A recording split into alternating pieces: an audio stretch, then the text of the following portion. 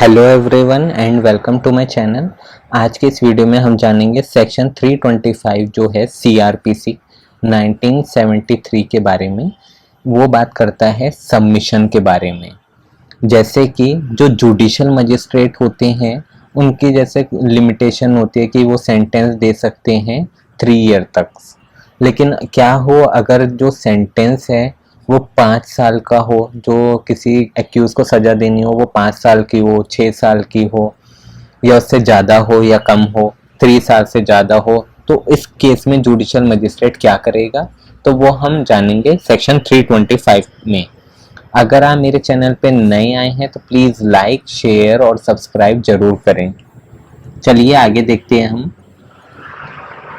Section 325 बात करता है procedure when magistrate can not pass sentence sufficiently सर्व।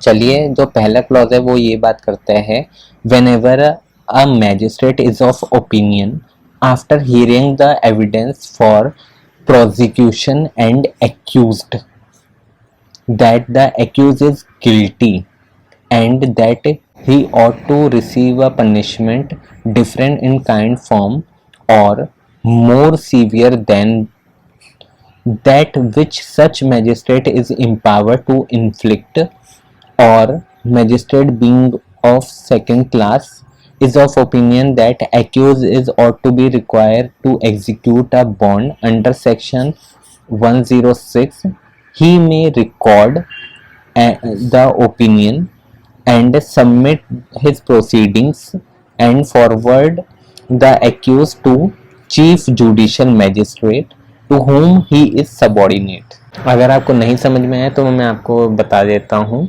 इसमें ये बात करता है कि जैसे ही प्रोसिक्यूशन और एक्यूज का एविडेंस देख लेते हैं तो जो जुडिशियल मजिस्ट्रेट फर्स्ट क्लास हैं या फिर सेकंड क्लास जो होते हैं वो देखते हैं, फाइंड करते हैं कि जो ऑफेंस है, जो भी अपराध किया है, किसने करा है, एक्यूज्ड ने, वो बहुत सीवियर है जिसमें कि वो खुद पनिशमेंट नहीं दे सकते, है ना।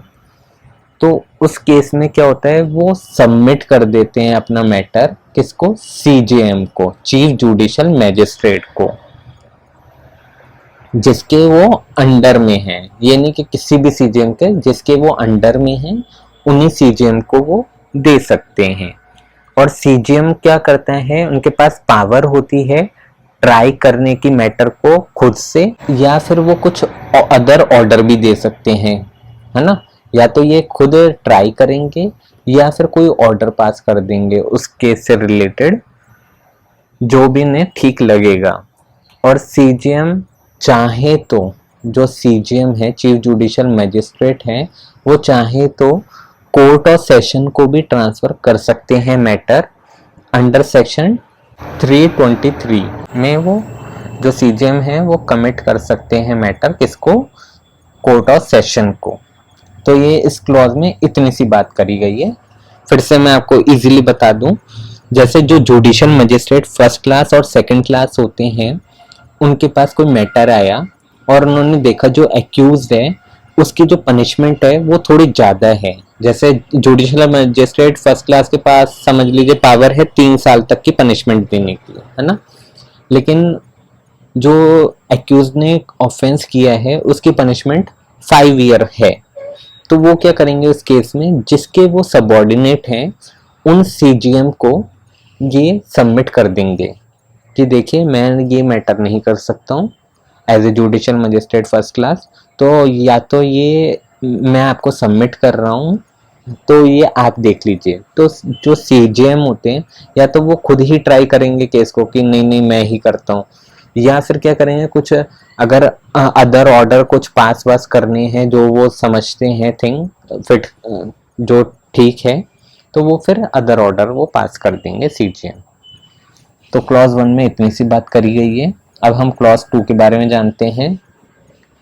When more accused than one are being tried and magistrate consider it necessary to proceed under section 1 in regard to any of such accused, he shall forward all the accused who are in his opinion guilty to CJM।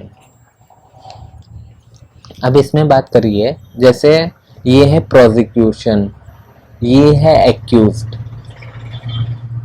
Accused हैं 2-3 हैं, समझ लीजिए 4 accused हैं, 1 2 3 4। जो इसने crime करा है उसकी सजा है 2 साल की, इसने काम करा है वो है 3 साल की, इसने जो एक्यूज ने काम करा है उसकी सजा है 4 साल की, और इसने जो काम करा है उसकी है सजा 5 साल की।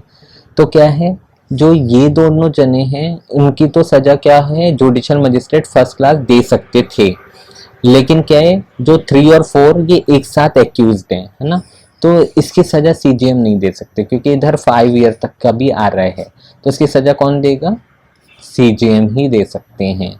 तो ये जितना सारा का सारा केस है, सारा का जो भी सारा का सारा ये केस है, ये किसको ट्रांसफर हो जाएगा, सीजीएम को हो जाएगा। एक बार फिर से दूसरा एग्जांपल ले लेते हैं, जैसे इधर एक विक्टिम है और बाकी एक्यूज्ड हैं, ये 3 एक्यूज्ड हैं, इसकी सजा है वो 2 ईयर की है, इसकी सजा है 1 साल की है। जो सी की सजा है, जो सी की सजा है वो है 5 ईयर। तो फिर सारा का सारा जो भी मैटर है वो किसको ट्रांसफर हो जाएगा, सीजीएम को। ये नहीं होगा कि जो ए और बी की सजा है वो जुडिशियल मजिस्ट्रेट फर्स्ट क्लास दे दे, ऐसा नहीं हो सकता। और फिर जैसा क्लॉज 1 में बताया गया है उसके अकॉर्डिंग चलना पड़ेगा। जो भी जुडिशियल मजिस्ट्रेट होंगे अपना वो रीज़न रिकॉर्ड करेंगे कि हाँ भाई ये रीज़न मुझे लगता है या ये नहीं लगता है, और फिर वो सीजीएम को फॉरवर्ड कर देंगे। अब थर्ड पॉइंट देख लेते हैं हम।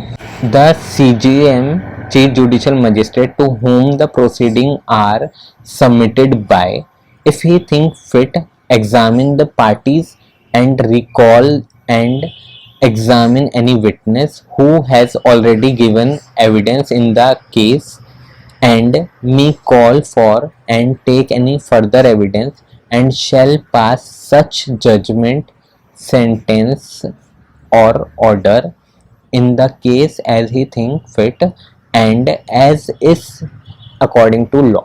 जैसे कि हमने क्लॉज 1 और 2 में बात करी कि सीजीएम के पास मैटर आता है, तो जैसे once matter reach to CGM तो वो कुछ भी कर सकते हैं जो भी लॉ के अकॉर्डिंग होगा, चाहे वो एग्जामिन करें या फिर रिकॉल करें या किसी विटनेस को एग्जामिन करें, वो कुछ भी कर सकते हैं, या किसी का एविडेंस हो चुका है उसका फिर से एविडेंस ले लें या उसके आगे का ले लें, और वो कुछ भी जैसे जो भी जजमेंट होती है, जजमेंट हो गई या कोई सेंटेंस देना है इसको कि इसने इतने साल की सज़ा देनी है या फिर कोई ऑर्डर पास करना है, तो वो सब चीज़ कर सकते हैं जो भी अकॉर्डिंग टू लॉ होगा, अकॉर्डिंग टू लॉ।